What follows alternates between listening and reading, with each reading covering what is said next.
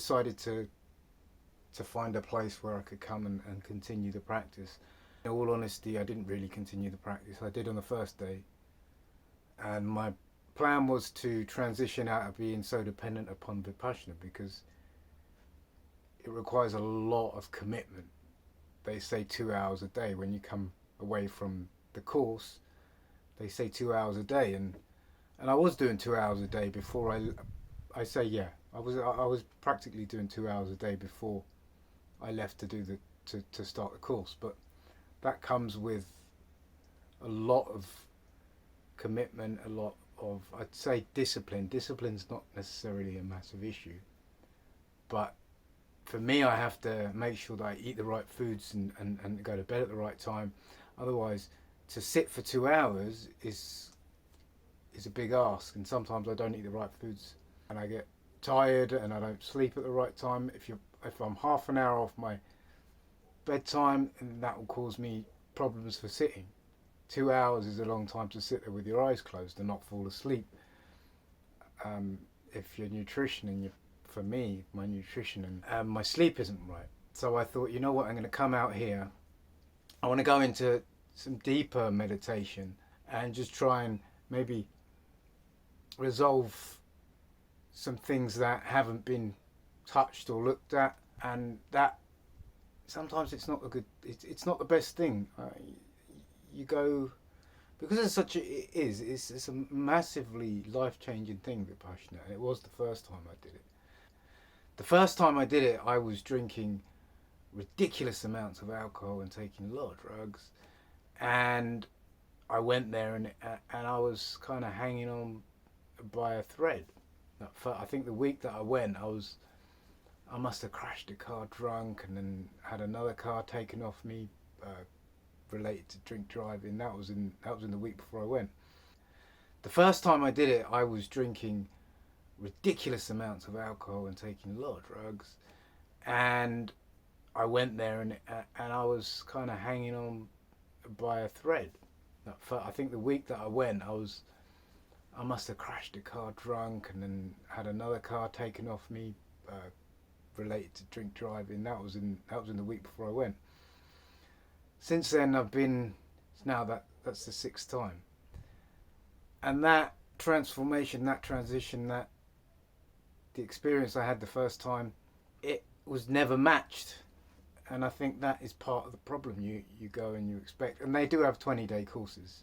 You can, of course, you can go deeper, but their list for getting qualified to do a 20-day course, the list of things they want you to do, is really time consuming. You've got to do a certain number of courses and sit 2 hours a day for 2 years, and so you have to get an interview and do an interview for that. And I'm just not there in regards to getting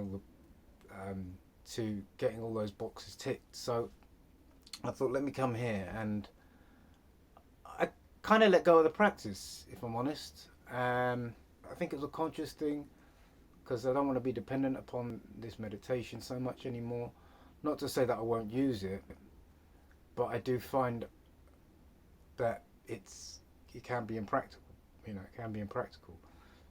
Sometimes you have to stay up late, and you have to go to bed late, and you get up and you can't sit, and well I can't sit, and then I create this frustration, which then is working against the technique. The technique is to accept things as they are, and then I become obsessive, which I have done in the past, because I've taken so much, I've benefited so much from this technique in the past. I've become attached to it when I haven't been able to do it, and that that creates attachment, and then you've got a desire for something that's not possible, and that's that contradicts the technique. And so this is a transition out of it, and I've looked back and I've reviewed certain times in my life since I started practicing it, or since I've known of it, and since I've been aware of the states that are available, which is peace, equanimity, acceptance of things the way they are, not the way that you want them to be. Since I've been aware of that place, I've accessed it without the meditation, and I've got to acknowledge that. Routine a robust routine. It's small meditation in the morning, and working with people within 12-step fellowships. I mean, that's that's rewarding. Doing service in 12-step fellowship. I'm not saying that it's it's a replacement. I mean, you can get similar benefits, but you have a little bit of everything, and it's not so intensive in terms of the demand on your time and your routine, and social freedom exercises, which I mix together. I mix together social freedom with Vipassana, because Vipassana is for letting go of what they call sankharas, which are traumas in the body, and they leave the body in the form of sensations, which is how we react to the world with via sensations. Anger's a sensation, joy is a sensation, everything's a sensation, a very deep, subtle level. Then I don't know, we feel that sensation, we don't like it, we go pick up the phone, or feel something inside us that's agitated, we go and watch a movie, we have a drink. They're all run by sensations. These are ultimately what we release when we practice Vipassana. These impurities, that's what they're called, that's what we refer them to. Actually, they refer to them as sankharas, which is a Pali word, but they're basically traumas, right? Impurities. And in my own practice, when I go out and I do public speaking, or I've done things like that made me feel extremely uncomfortable, I would just watch the body and what would happen in the body. And if I remained equanimous and just let the feelings come up and pass, I felt a lot of peace. Once you're aware of how these mechanisms work, if you've got enough awareness, because of you have to have enough awareness to be able to benefit from the practice of remaining equanimous. Otherwise, you react, right? And yeah, you can do a lot of healing through just being aware and conscious without the practice of the meditation. But the meditation is helpful, because when you sit for the meditation, you sit for long enough, you're going to be in some sort of pain, or you're going to feel some sort of discomfort or whatever, and you're practicing scanning the body and remaining equanimous, balanced.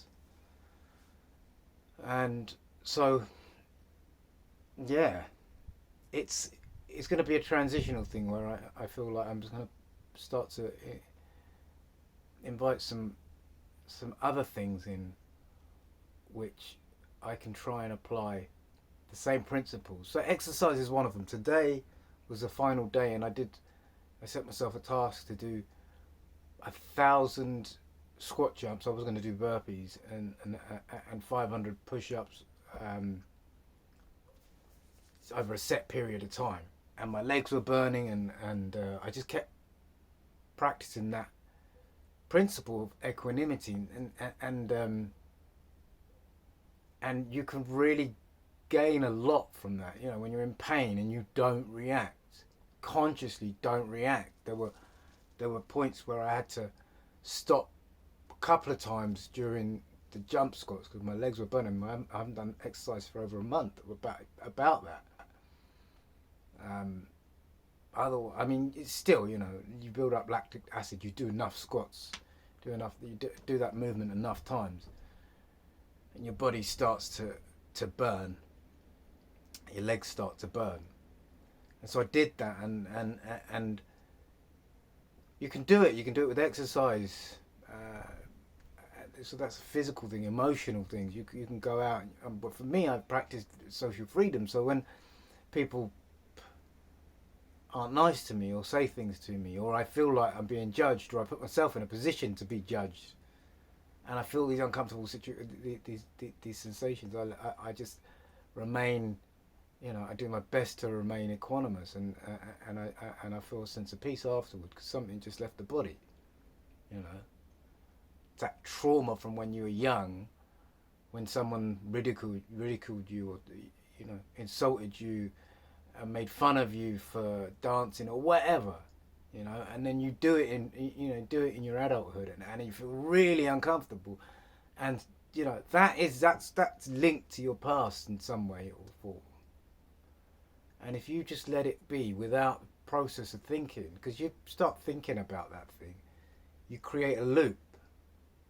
You feel it, you think it, you feel it, you think it, and you don't release, you don't process it. But if you just allow it to come up as a feeling, it'll practically leave. Maybe on the first, not on the first occasion, but second or third occasion, like you bring enough awareness into it, it will just leave the body. And so I've used these practices in the past. And don't get me wrong, if you can spend the time 2 hours a day, that's brilliant.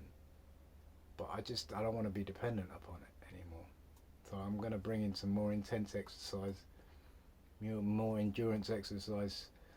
I'm going to practice some combat sports when my shoulder gets better. Boxing, which I started, and then my shoulder messed up. And these things, if you bring awareness into them, if you're just a dick who's never practiced anything like that before, you go around with a bad attitude, then you're just a dick, aren't you?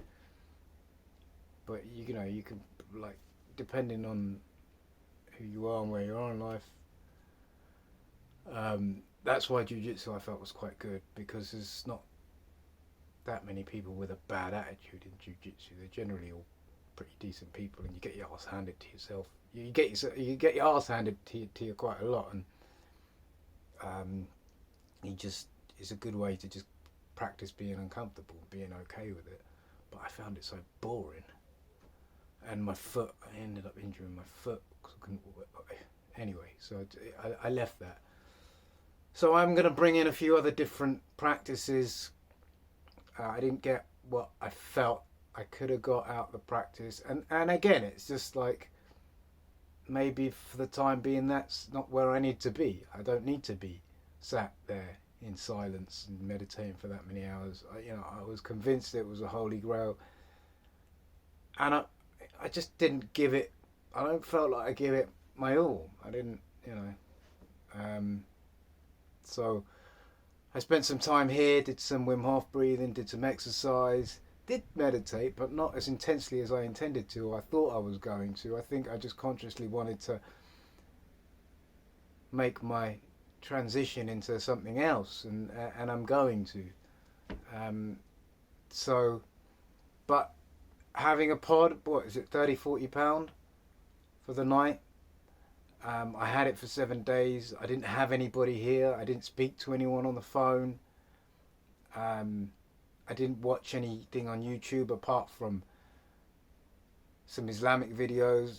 The first video I've watched today, which was recreational, was the Anthony Joshua fight on YouTube, and that was because I'd finished everything. I'd done my exercise, and I decided to call it a day.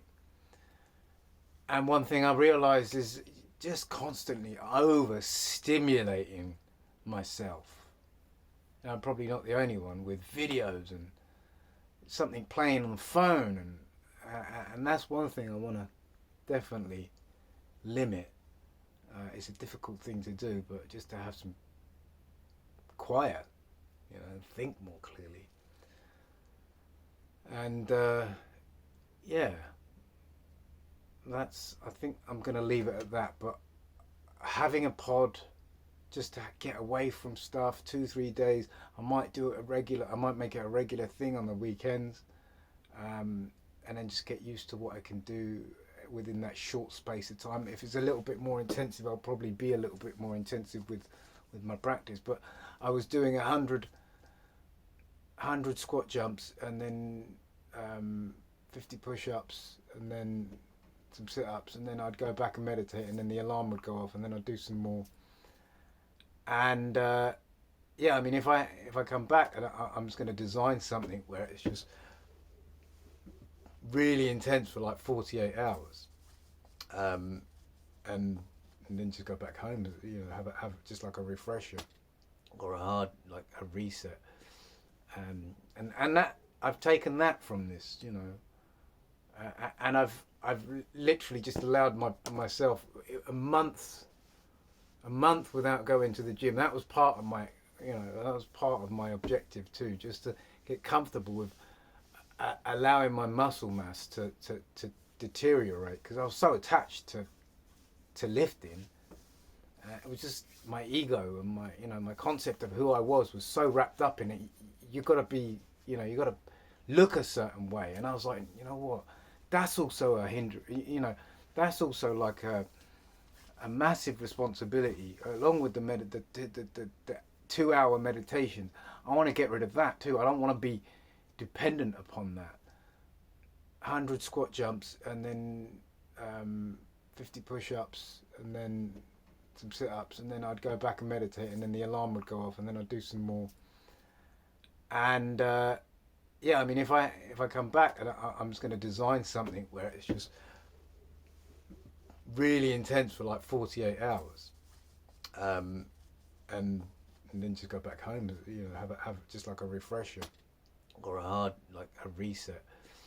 And that I've taken that from this, and I've literally just allowed myself a month without going to the gym. That was part of my objective too, just to get comfortable with allowing my muscle mass to deteriorate because I was so attached to lifting.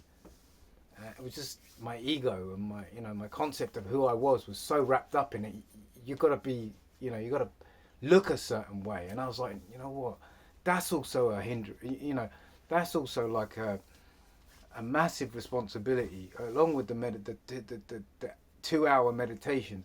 I want to get rid of that too. I don't want to be, and there's some stuff wrapped up in that. The reason why I feel like I have to kind of do that, and it's probably not healthy, but there are other reasons. It's nice to look good, but I want to get a balance in. So yeah, I did that. I wanted to deliberately just let go of that concept or that attachment to the body, that I was always carrying, and I think I did because I feel comfortable. I feel all right. I feel all right for the first time, because usually it's just like, I don't work out for a while. It's, if anyone is watching this and they work out and they lift weights, you know what it's like. Especially we've got a 20-year commitment. I've had a 20-year commitment being in the gym, and I've been consistent. And so not to do it for a month out of choice, not injury, and feel okay with it was nice. So that was interesting. So I'm going to leave it at that. And if you've watched it and taken something from it, then that's great. If you want to comment, even better, comment. I'll look forward to it. Thanks.